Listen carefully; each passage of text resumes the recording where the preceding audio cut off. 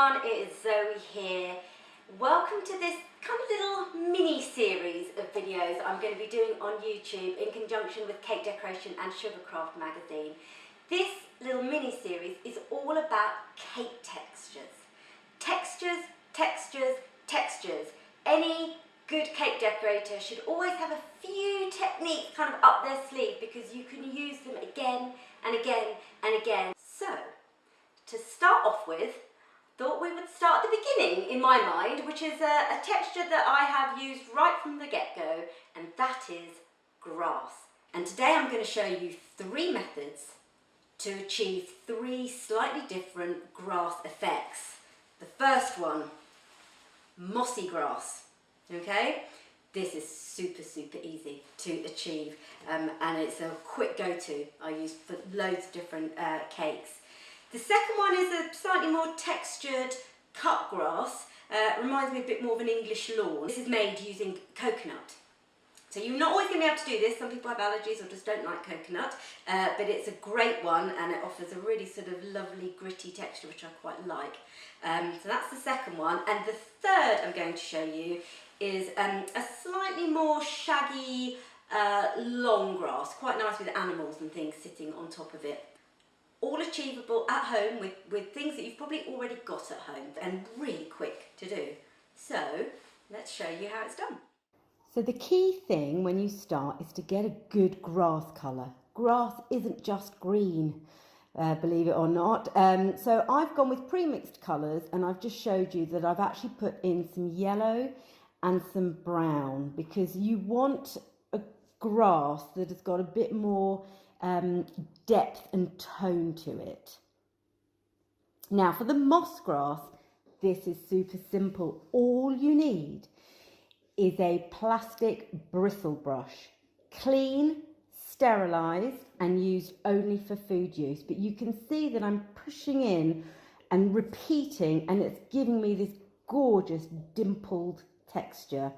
And then if you really just want to go in and enhance that further, all you need is a little bit of petal dust. I've gone for a slightly darker green here, a forest green, and you can see that's just really helped highlight those dimples. Number 2, cut grass. This is coconut. I've used Magic Colours Garden Green. And if you're finding it difficult to mix it in, you could just put in a few drops of alcohol or rejuvenator spirit, and that will just help ease that colour into the coconut. And you can see there I've just put in a little bit of yellow. In the same way, we want a 2-tone effect.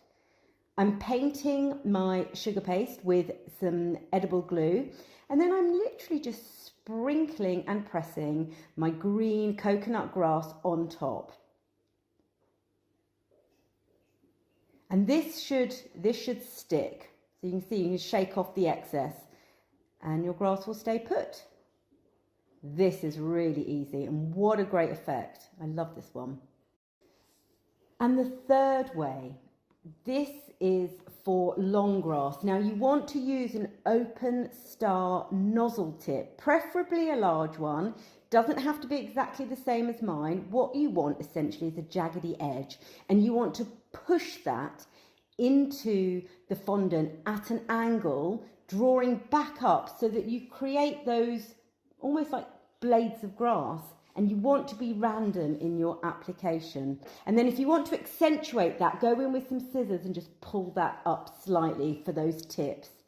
Now you can leave it as it is, or you can go over with a little bit of airbrushing. This is pistachio green from Spectrum Flow, and I've just put a little tinge over that.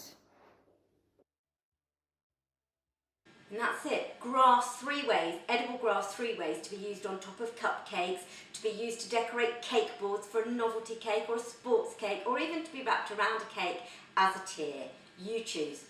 So I hope you found that useful. Like I say, watch out, there's going to be many more videos coming on textures.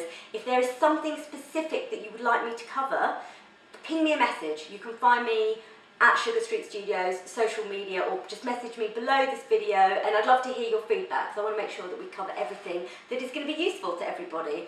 And that's it. And if you haven't already subscribed, please, it would be very nice to have you on board, and then you'll know as well when all this new content comes out. So in the meantime, happy grass making, and if you have any questions at all, please don't hesitate to get in touch.